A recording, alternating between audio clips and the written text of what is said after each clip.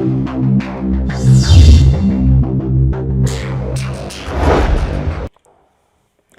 bonjour à tous, on va attaquer Ève. Donc on a vu son mari, c'est-à-dire Adam. Et maintenant, on va voir que veut dire Ève, car on a vu que Adam veut dire en réalité Moutou, Bantou, qui veut dire l'homme noir, l'humain, l'image, l'atome, etc., etc. Et donc maintenant, on va attaquer Ève, qui est généralement traduit par la vie, ou par vivant. Ok.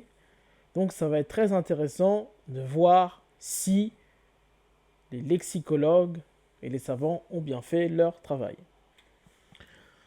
Donc souvenez-vous le récapitulatif. Souvenez-vous. Donc, vous prenez, pam, Bible, donc comme on vous l'a dit, que veut dire Bible. Donc pour un religieux d'aujourd'hui, si vous demandez que veut dire Bible, il va vous répondre exactement livre, comme ça, livre. Donc chose qui n'a pas tort, mais la profondeur, ça va encore beaucoup plus loin que ça, car ça vient de la racine consonantique aussi PPR, qu'on a vu par les hiéroglyphes que les égyptologues n'ont pas réussi à traduire. Donc je vous invite à regarder cette vidéo sur la vidéo de Papyrus, d'où vient le fameux terme papyrus. Et donc, ça vient aussi du terme BBL, bibélé, qui veut dire éternel. Et donc, quand vous comprenez ce terme Bible, bibélé, vous comprenez maintenant l'ampleur de Bible, de la Bible, et donc pourquoi ils l'ont appelé Bible. Et c'est pour ça qu'il y a, bien sûr, plusieurs récits bibliques, car ça relate de l'éternité, dans le sens où c'est comme si vous avez une grande bibliothèque. Quand vous rentrez dans une bibliothèque, vous avez l'impression que vous n'allez jamais tout lire. Et c'est pour ça que c'est une ampleur magistrale de l'avoir appelée Bible. Et c'est là qu'on commence à comprendre que les mots ont une ampleur que nous, petits hommes du XXIe siècle, nous n'avons absolument rien compris. Et donc, bien entendu, on prend le Lingala et le Kikongo en référence. Toutes les langues africaines sont des référents, toutes les langues africaines sont des cousines, mais dans nos vidéos, nous prenons le Kikongo et le Lingala, qui sont bien sûr des langues africaines, des langues hiéroglyphiques. Ensuite, pareil, Coran. Donc, vous avez maintenant le Coran, vous prenez le titre, vous voyez Coran, vous demandez à un religieux, il va vous dire livre, ou soit il va vous dire apprentissage. Mais derrière, pareil, ils ne savent pas du tout l'ampleur, car Coran, la racine consonantique, c'est KRN ou CRN. Ça donne SKL, le C est égal le S, le R est égal le K, le N est égal le L, ou on peut aussi inverser, pareil, le C est égal le K, le S est égal le R, donc peu importe, donc peu importe le sens, souvenez-vous, hiéroglyphe, N, R, C, R, N, C, bref, on peut inverser, donc ça donne purifier, annoncer, déclarer, se laver, faire un récit, proclamer, ça va extrêmement loin. Et c'est pour ça que, entre guillemets, les musulmans, quand je dis entre guillemets les musulmans, vous verrez pourquoi je dis entre guillemets, vous verrez dans les vidéos futures que veut dire en réalité le terme musulman. Car beaucoup de personnes n'ont pas compris que veut dire le terme musulman. Ok, donc soit je le mets entre guillemets, et c'est pour ça qu'il se purifie avant la prière. Car rien que le mot Coran veut dire la purification. Ok, donc se purifier, c'est se laver. Bref, peu importe. Ça, on l'a vu. En tout cas, regardez nos anciennes vidéos pour mieux saisir cela. Et donc, on a entamé la généalogie de Adam. Donc, on a vu que Adam, la racine consonantique, c'est DM. DM, Adam. Ok, donc DM, MD, c'est la même chose. Nous savons que le D est égal au T, ça donne MT. Et donc, ça donne Moutou ou Bantou, ce qui veut dire humain, homme, image, atome, être plein, être assasié, l'homme parfait, etc. Celui qui va se multiplier. Donc, je vous invite également à regarder notre vidéo sur Adam. Donc, Moutou Bantou. Et qui veut dire tout simplement l'homme noir. Ça, ce sont des choses que aucun religieux, en tout cas peu de religieux vont vous dire cela, déjà. En général, on ne va pas vous parler de la couleur de peau, car soi-disant c'est péjoratif, soi-disant, bien entendu, mais lorsque vous dites Adam, en fait, vous dites simplement l'homme noir. Ok? Donc maintenant, on va voir sa femme, mais avant de parler de sa femme, de Ève, on va faire un petit rappel sur l'étymologie du V, même si c'est un peu récent. C'est vrai qu'on vous avait déjà fait l'étymologie du V dans de précédentes vidéos.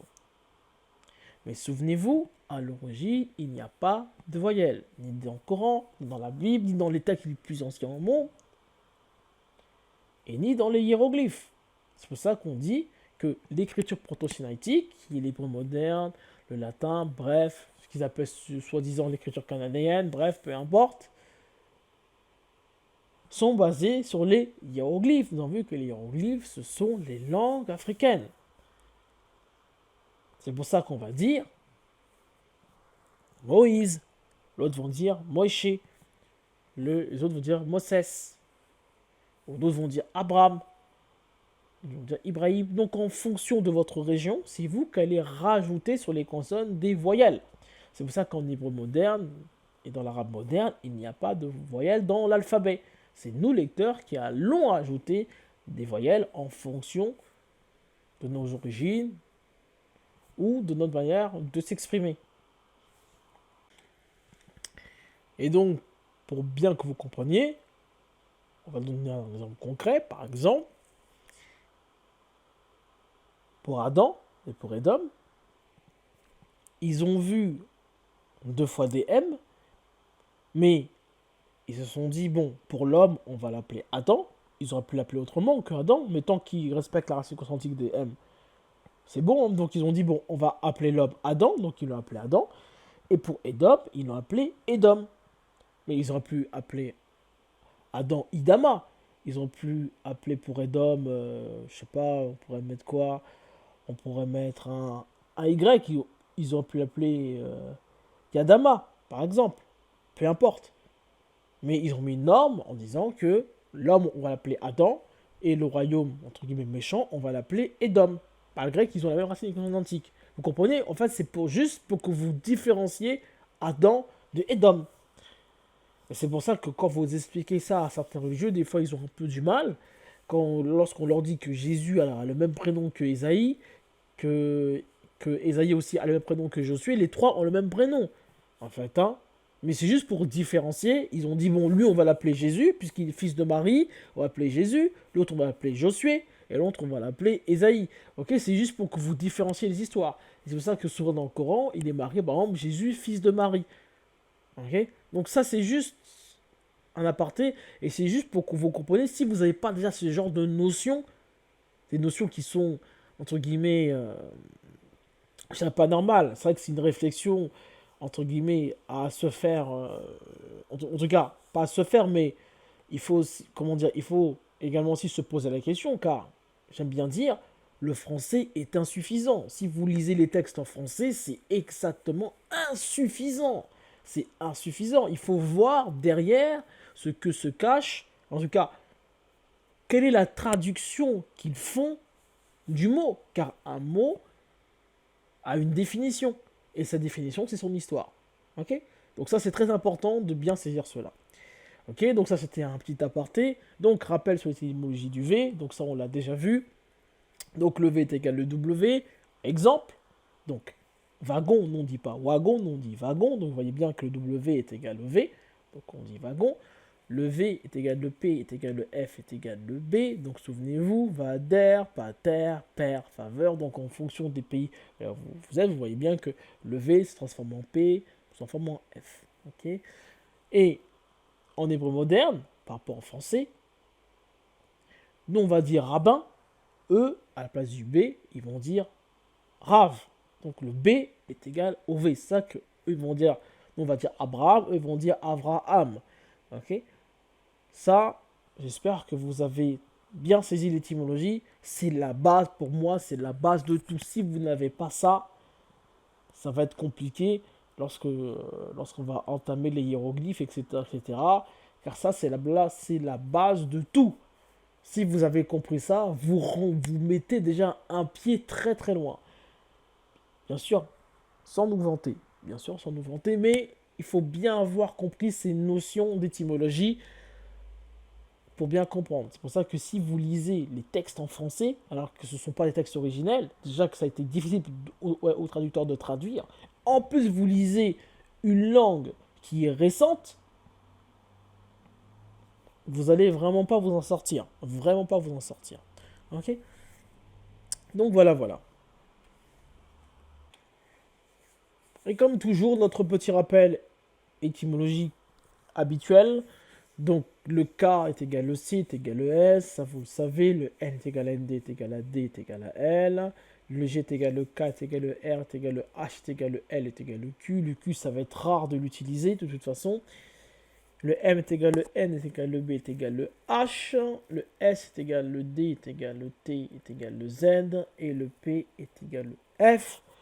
Bien sûr, si vous regardez bien, après, tout se croise. Et même quand tout se croise, on vous dira bien sûr quoi utiliser, car le S est égal, le T est égal aussi le H. Quand je dis je tiens, quand je dis il tient, vous voyez bien que vous prononcez ni le S ni le T à la fin d'un mot. Donc c'est comme si vous avez un H muet. Ok. Donc ça c'est très important de bien saisir cela. Donc ça c'est l'étymologie de base, mais on peut aller encore beaucoup plus loin, mais cette étymologie-là déjà nous permet de rentrer déjà dans des choses extrêmement compliquées. Après vous allez voir, des fois lorsque c'est un peu plus compliqué, bon, même si déjà on a déjà franchi déjà euh, un très grand pas, c'est juste avec cette étymologie-là déjà, on rentre déjà dans des choses qui sont déjà extrêmement compliquées. Allons maintenant dans le vif du sujet. Donc, comme d'habitude, toujours structuré. C'est notre tactique, entre guillemets. C'est-à-dire bien structuré pour que vous puissiez comprendre. Et on va aller toujours d'étape en étape pour vous dire que on ne raconte pas n'importe quoi. Donc, Ève en latin se dit Ève, bien sûr. Donc, latin, français, etc. Donc, la racine consonantique, c'est le V. Autour du V, ils ont rajouté des voyelles. Ils ont dit on va l'appeler Ève en latin. Ok. On monte en niveau 2, ce que j'appelle les hiéroglyphes bibliques, c'est-à-dire ce que vous appelez l'arabe, moi je l'appelle l'arabe moderne. Ève se dit Awa, 2W ou un seul W, peu importe, tout simplement, car ça fait toujours le même son. Donc que vous ayez 2W ou un seul W, ça fait toujours le même son, donc ça donne Awa. Et donc là, vous voyez bien que étymologiquement, nous sommes corrects. Ce que nous avons dit tout à l'heure sur le V et le W, vous voyez bien que cela fonctionne. C'est pour vous dire qu'on ne vous raconte, entre guillemets, pas des salades. Et on va voir maintenant en hébreu moderne, pardon, en hiéroglyphe, ce que j'appelle hiéroglyphe biblique, l'hébreu, ce que j'appelle l'hébreu moderne, on va voir comment se dit tout simplement Ève, Awa. Ok. C'est vrai que Awa, j'aurais pu le mettre directement en niveau 0, car finalement, dans les langues africaines, pour désigner Ève, on dit également, quand l'arabe moderne, on dit également Awa. Ok. Mais bon, on va aller étape par étape pour que, bien sûr, vous puissiez comprendre. Donc, regardez en hébreu moderne, Ève se dit Kava. Ok.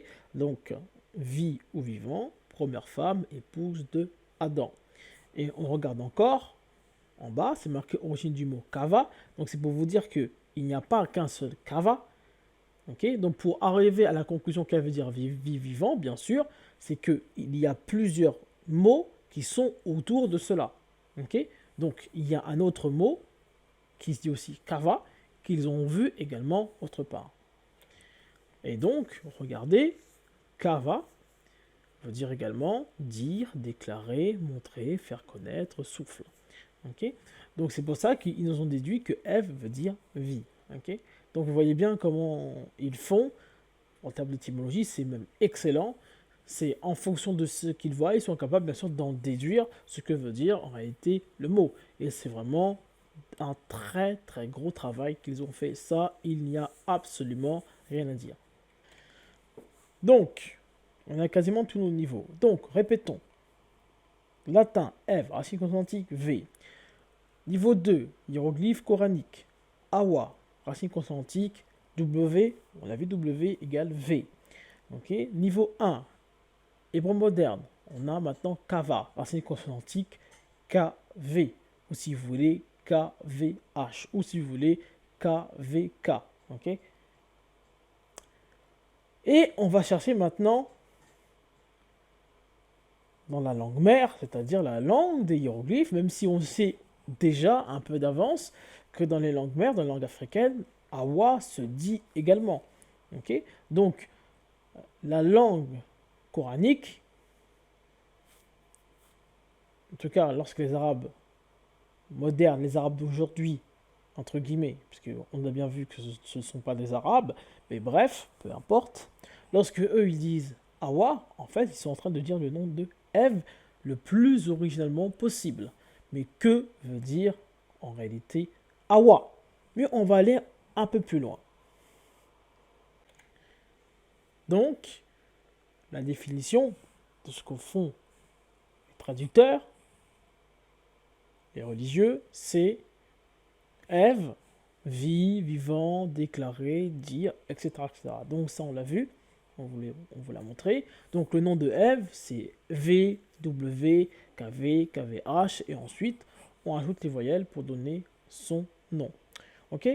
Donc nous, on va aller beaucoup plus loin que ça. On va voir, hiéroglyphiquement, à quoi correspond Ève, comme on fait habituellement, comme on vous l'a dit, la Bible, le Coran, les hiéroglyphes, les textes cunéiformes, bref, peu importe, tout est codé.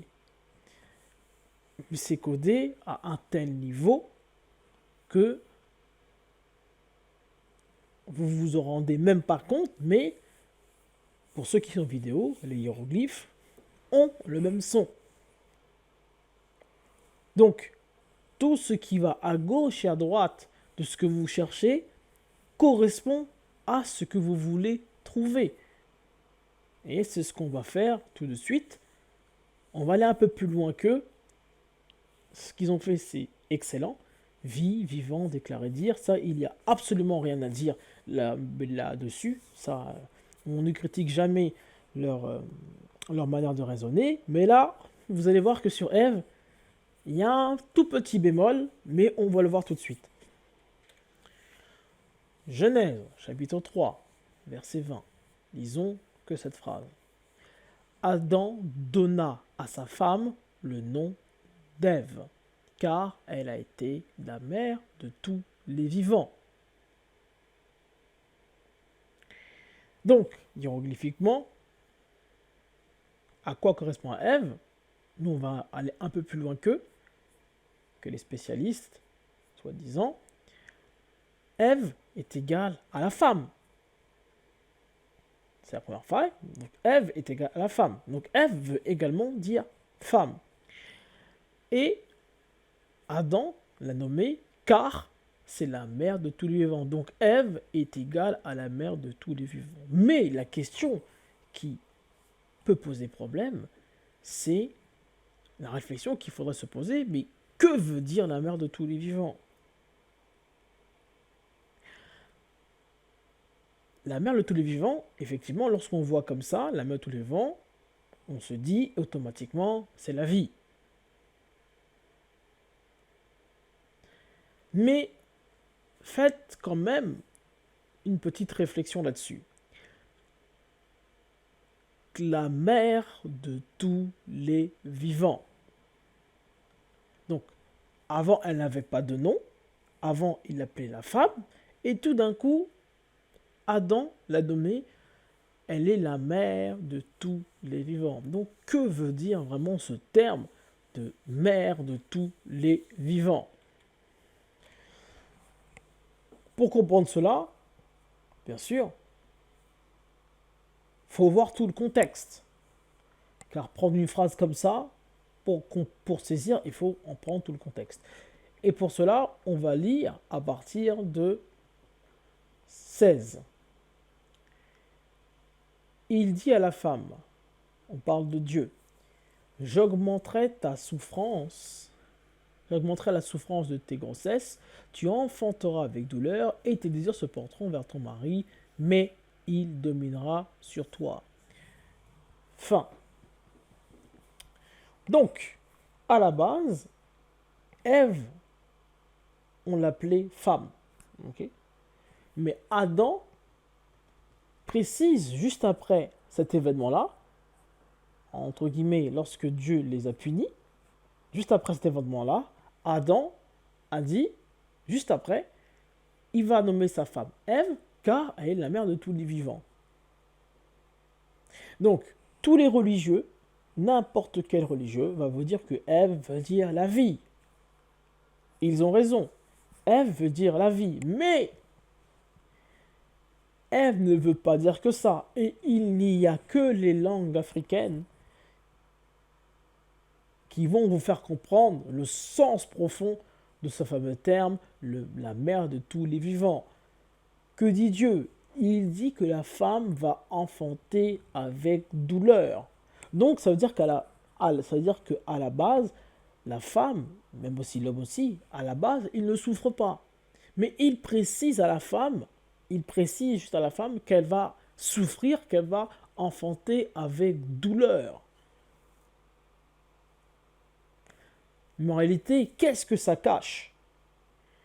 Qu'est-ce que ça cache? En sachant que, en Lingala, Kikongo, Mukutuba, Awa, quand vous dites Awa, de manière générale, c'est quelque chose qui est, entre guillemets, méchant.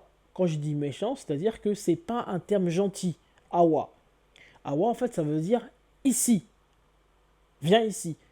En fait, c'est souvent utilisé lorsque vos parents vous engueulent, quand vous faites une bêtise, ou bien pour vous indiquer un objet. Mais généralement, lorsque le awa est utilisé, c'est toujours d'un ton, on va dire, pas gentil. Ok? Donc, il faut bien comprendre le contexte. Ève est passée de femme, son nom, entre guillemets, à la mère de tous les vivants. Tous les religieux vont vous dire que ça veut dire la vie, vivant. Ça, on l'a vu. Tous les religieux vont vous dire que c'est la vie et vivant. Mais, vous allez voir comment les langues originelles vont vous expliquer cela. Et lorsque vous allez voir, en fait, ce que ça signifie, vous allez sûrement sauter au plafond. Et donc, regardez ce qui est extraordinaire. Regardez. Donc, en hébreu moderne, mère se dit âme. M, prononcé âme. Ok. Et les vivants, prononcé K. Donc, en fait, ça donne mère de tous les vivants. En réalité, ça donne MK. Ok. Donc, MK. Ok. Si on considère que les Grecs est une voyelle. Donc, MK, KM, ça donne Kam. Cham, Kam, peu importe, ça donne noir. Donc, en réalité, lorsque vous dites Ève, derrière son nom se cache en réalité également sa couleur de peau. Chose, je pense, qu'on ne vous dit pas dans les écoles religieuses. Et ensuite, si on considère que l'Y n'est pas une voyelle, bien sûr, puisque souvenez-vous que l'Y peut prendre n'importe quel type de consonne et de voyelle en réalité. Donc ça donne MKY ou MKH. Nous savons que le H muet est égal également au B, nasal, MB, B, souvenez-vous, hein, c'est égal au H, donc ça donne MKB. Nous savons que le B, au nom dit rabbin, en hébreu moderne, eux ils disent Rab, ou Abraham, eux ils disent Avram, donc ça donne MKV, ça donne KV.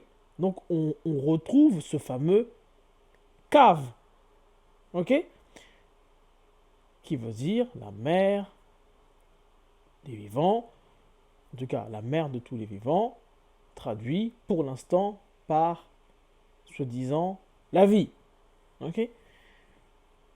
Et donc, juste en faisant ce genre de choses, vous allez beaucoup plus loin que, entre guillemets, sans critiquer bien entendu, que ceux qui enseignent à l'heure d'aujourd'hui, juste en regardant, juste avec un peu de curiosité, pour savoir que veut dire cela, que veut dire ceci, etc. Rien du tout de très très compliqué. On entre maintenant dans les langues mères, dans les hiéroglyphes, c'est-à-dire les langues africaines, en utilisant le Kikongo, et regardez comment c'est extraordinaire. Louvumunu. Louvumunu. Entendez bien, Louvumunu. Et là, vous voyez bien qu'il y a la racine Ève, la racine V, qui apparaît dans le mot. Et regardez ce que c'est marqué. Action de souffler, vie, existence, respiration. C'est-à-dire Ève. Louvumunu. Et regardez, également, nous avons également la même racine consonantique, nous avons Louvumusu, terreur, l'effroi, l'épouvante. Qu'a dit Dieu? Qu'est-ce que nous avons vu? Nous avons vu que Ève va commencer à enfanter et cet enfantement va la faire souffrir. Terreur, effroi, épouvante. Louvumusu. Et vous avez également Luvundu, repos qui repose. Racine consonantique de tous ces termes, LVMN, ça donne le L est égal le K, et le N est égal le M, donc ça fait KVMM. Donc en sachant que KVMM, c'est comme s'il y avait en réalité une seule syllabe, donc c'est comme si, en fait, sachant que le M est égal au H, ça donne KVH ou KVHH, c'est pareil, ça donne Kava. Louvumusu, c'est pareil, LVMS, ça donne KVMH, le S est égal au H, vous le savez maintenant, ça donne KVHH, ça donne KVH. Louvundu, c'est pareil. Donc là, pour changer, j'ai dit que ND est égal à L, ok, c'est juste pour que vous appreniez bien sûr l'étymologie. Donc ça fait LVL. LVL, ça donne KVH. Je sens que le L est égal au H, ça donne KVH, Kava. Donc en réalité, Kava, Ève, veut dire l'existence, la terreur, le repos, la vie. Est-ce que vous avez déjà entendu un religieux dire que Ève veut également dire le repos, veut également dire la terreur? Mais qu'est-ce que ça cache derrière ce terme également de terreur? Vous allez l'apercevoir encore grâce aux langues bien sûr africaines. Et regardez comment c'est extraordinaire. Kikongo Lingala, regardez le dictionnaire. Awa, ici, maintenant, quand, pendant que, vu que. Je parie que vous n'avez pas à saisir. Qu'est-ce que ça veut dire ici, maintenant, quand, ici, maintenant. Et regardez par la suite. Défunt, feu, mort, mais bien sûr. Bien sûr. Que veut dire en réalité Awa, également Ève? Ça veut dire la mort. Et vous avez également ici. Ici, ça veut dire quoi? Ici, en fait, ça veut dire la vie.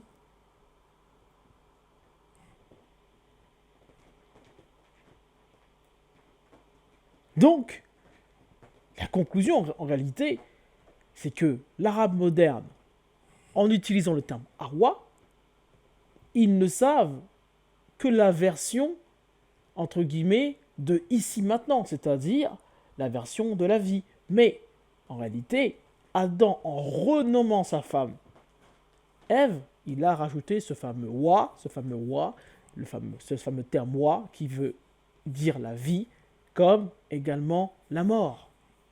Ève veut tout simplement dire la mère de tous les vivants, mais la mère de tous les vivants, c'est celle qui apporte la vie, comme celle qui apporte la mort. Car lorsqu'on est vivant, qu'est-ce qu'on attend en réalité? C'est la mort qui nous guette. Donc la question qu'il faudrait vous poser, avez-vous déjà entendu que Ève veut également dire la mort? Non. Et ce sont les langues hiéroglyphiques, ce sont les langues africaines qui vous apportent ce plus. Et donc c'est pour ça que Adam précise que tu vas être la mère de tous les vivants. Donc si vous allez parler à un religieux, il va forcément vous parler de la vie. Toujours la vie, oui, la vie, la vie. Non! Ève veut également dire la mort. N'est-ce pas incroyable? N'est-ce pas incroyable? Et là, vous voyez bien que ce n'est pas l'hébreu moderne, ce n'est pas l'arabe moderne qui vient des langues africaines, ce sont les langues africaines qui tirent vers le haut. Car tous les termes bibliques, tous les termes coraniques, tous les termes hiéroglyphiques, tous les termes cunéiformes, bref, peu importe la langue, vous voyez bien que les définitions bibliques, les définitions coraniques, les définitions hiéroglyphiques, peu importe ce que vous utilisez, vous voyez bien que les définitions sont bien dans les langues africaines. Si ces définitions en quelque chose sont dans les langues africaines, alors que par exemple chez les, entre guillemets, chez ce que vous appelez les Arabes, ce que j'appelle les Arabes d'aujourd'hui, car on a bien vu que ce ne sont pas des Arabes, mais bref, peu importe, vous voyez bien que ce ne sont pas eux. Nous voyons bien que ces termes-là se retrouvent également dans les langues africaines, alors qu'ils ne les ont pas colonisés. Donc, comment pouvez-vous expliquer cela? C'est simplement très simple. On l'a vu à travers nos vidéos. C'est pour ça qu'on fait ces vidéos-là. Ce sont les langues africaines qui sont les mères de toutes les langues. Et ça, nous l'avons vu à travers pas mal d'exemples, des vidéos, des historiens, Hérodote, Tacite, mais pour ceux bien sûr qui ne croient pas en la Bible et le Coran et aux hiéroglyphes, ça, c'est pas très grave. Hein. Il y a des historiens, il faut lire, il y a des documents, il faut lire. Après, si vous prenez des références du 21e siècle, 20e siècle, effectivement, vous allez être erroné. Mais si vous aimez lire et si vous êtes curieux, toutes les réponses sont présentes. Même si vous réfutez que ça vient d'Afrique, ça, c'est pas très grave de réfuter. Mais ensuite, il faut lire, il faut se documenter. Et lorsque vous vous documentez, il y a plein d'historiens qui le disent ouvertement. Ok? Donc voilà. Et regardez comme on dit femme, regardez moi si de 3 manières. Et c'est ça qui est extraordinaire. Et là, vous voyez bien que le W est égal au Y. Car si vous mettez le Y à la place de ces 3 mots, vous voyez bien que ça fait le même son. Et c'est pour vous dire que on vous raconte pas de conneries, que le W est égal au Y et que le Y peut prendre n'importe quel type de son. Là, vous le voyez bien. Et c'est pour ça qu'en français, entre guillemets, ils aiment bien dire que c'est A-E-I-O-U-Y, pardon. Et ces règles en question, en réalité, viennent des langues africaines. Mais ça, on ne vous les enseigne pas et on vous le dira jamais. Ou soit c'est de l'aveuglement, ou soit ils font exprès de ne pas le dire. Mais là, vous voyez bien que c'est le cas. C'est pour ça que dans les langues africaines, le W est également Y. C'est pour ça que pour dire dénier, démentir, on dit Yengana ou Wangana. C'est la même chose. Ok, ça veut dire défier, démentir, etc. Ok, le W est égal également au Y. Et là, la racine quantique, c'est MWS. En sachant que le W peut être considéré comme une voyelle, donc c'est comme s'il y avait aussi un Y, donc comme s'il y avait un Y, donc comme s'il y avait un Y, pardon, donc considéré comme une voyelle, donc c'est comme si c'était muet, c'est comme s'il y avait un H, puisque c'est l'écriture consonantique, l'écriture des consonnes, ce sont les hiéroglyphes. Ok, ça donne MHS, en sachant que le S, on le sait très bien que c'est égal au K, et que c'est facile, en sachant que le H est égal au M, ou au B également égal au V, ça donne MVK, le M est nasal, donc on peut l'enlever, ça donne VK ou KV, ça donne Kava en hébreu moderne, et ça donne donc Ève en latin, donc c'est extrêmement facile pour ceux qui ne comprennent pas comment on est passé de Kava à Ève, en sachant que le K est égal au H, ça donne HVH, ça donne V, ça donne le son V, ça donne le son latin Ève. Ok? Donc, Ève, latin, et Awa de l'arabe moderne, qui veut dire en fait la même chose, ok? Ça veut dire en réalité également la femme. Donc, moi, si vous entendez bien le son, il y a le son wa, le son de la vie et le son de la mort. N'est-ce pas extraordinaire? Donc, pour aller encore plus en profondeur, on va voir comment en hébreu moderne, ils disent la mort. Car en réalité, je ne sais pas si vous avez bien compris le sujet, c'est qu'en fait, pour traduire la vie, ils ont vu que kava veut également dire souffle. Okay, donc ils ont dit que Ève veut dire la vie, mais ils n'ont pas vu que la mort veut également dire Ève. Donc là, on va bien sûr compléter pour savoir si notre raisonnement est bon ou pas, même si nous savons que notre raisonnement est bon à 9099%, mais on va vous montrer que nous avons raison. Un petit plus, de regarder Quella, tomber sur quelqu'un, rencontrer, s'embarquer, se marier religieusement. Donc on est en train de vous raconter l'histoire de Ève. Donc racine consonantique KWL, le W égale le V, donc ça fait KVL, le L égale le H, vous avez l'habitude, ça fait KVH, ça donne Kava, ça donne également Ève. Donc Ève se dit aussi Quella. Donc quand vous dites Quella en lingala, vous êtes en train de dire Kava, vous êtes en train de dire Ève. Et regardez ce que nous donnent les mots modernes. Donc la mort, l'esprit, le spectre, outre, on dit Ob. Donc vous voyez, qu'est-ce qu'on a vu précédemment? Regardez. En tout cas, textuellement, c'est marqué OWB en langue moderne, mais c'est prononcé Ob. Donc c'est comme si le W était muet, donc comme une voyelle. Okay, c'est comme s'il y avait un Y. Donc en fait, il n'est pas du tout considéré comme s'il y avait un H. Okay, donc c'est comme s'il disparaissait. En sachant que le B est égal le V, oui, nous on dit rabbin, eux en hébreu moderne ils disent Rav, nous on dit Abraham, eux vont dire Avraham, et donc regardez, donc le B est égal le V, donc ça donne Ève. Donc qu'est-ce que ça veut dire? C'est simple, ça veut dire qu'en réalité les spécialistes qui ont fait énormément d'études, ils n'ont pas vu d'autres occurrences de Ève. Eux, le problème, c'est qu'ils se sont concentrés juste sur le fait que Adam a dit que c'est la mère des vivants. Donc, eux se sont concentrés juste sur le terme vivant. Ils ont vu les occurrences. Donc, ils ont vu que dans d'autres textes, il y a le terme souffle, le terme vie, existence, qui veut aussi dire kava. Ils ont dit que Ève veut dire vie, existence. Et si vous parlez à un religieux, il va vous dire exactement la même chose. Ok? Donc, c'est pour vous dire que la spiritualité a complètement disparu. Alors que dans le texte même, vous voyez bien que Ob, le B est égal le V, donc ça veut également dire Ève, et ça veut dire la mort. Donc c'est pour vous dire que maman, quand maman parle, les enfants disent exactement pareil. Donc quand la langue africaine, quand la langue mère, la langue originelle, vous dit que Ève veut également dire la mort, quand vous vérifiez coraniquement, quand vous vérifiez hiéroglyphiquement ou quand vous vérifiez bibliquement, vous allez voir que c'est toujours correct.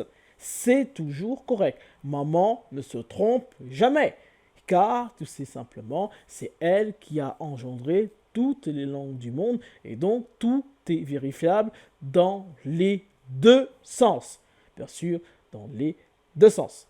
Et donc, ça vous amène bien sûr à réfléchir pour vous dire que lorsque quelqu'un vous dit qu'il est sûr de quelque chose, c'est pour vous dire que ça vous emmène également, en tout cas j'espère que nos vidéos vous emmènent un peu à réfléchir lorsque beaucoup de personnes croient avoir la bonne parole. Ne disons pas que nous sommes au-dessus de tout le monde, c'est juste ce qu'on dit, c'est qu'il faut faire attention à ce qui est marqué, il faut prendre son temps de comprendre. Penser croire que ça veut dire cela, c'est ignorer bien sûr pas mal de choses. Ok? Et vous verrez que c'est applicable dans pas mal de choses. Donc lorsqu'on verra bien sûr pourquoi on est passé de Abraham à Abraham, donc si vous voyez Abraham et Abraham, eux, ils vont vous dire que c'est pareil, mais vous allez voir qu'il y a une petite nuance. Ok, comme aussi Sarai et Sarah. Il y a aussi une petite nuance. Eux, ils disent que c'est pareil, mais il y a aussi une petite nuance. Et ça, vous allez voir que les langues africaines vont toujours vous apporter ce plus qui va vous faire comprendre, ah oui, on est passé de Abraham à Abraham parce que talala. On est passé de Sarai à Sarah parce que talala. Et oui, mais si vous lisez en français, par exemple, vous n'allez pas comprendre. Et même le grec et même l'hébreu moderne, vous n'allez pas comprendre pourquoi, alors que finalement c'est marqué, en fait c'est marqué pourquoi, mais faut avoir, c'est vrai, une certaine sagesse et un certain recul avec tout cela.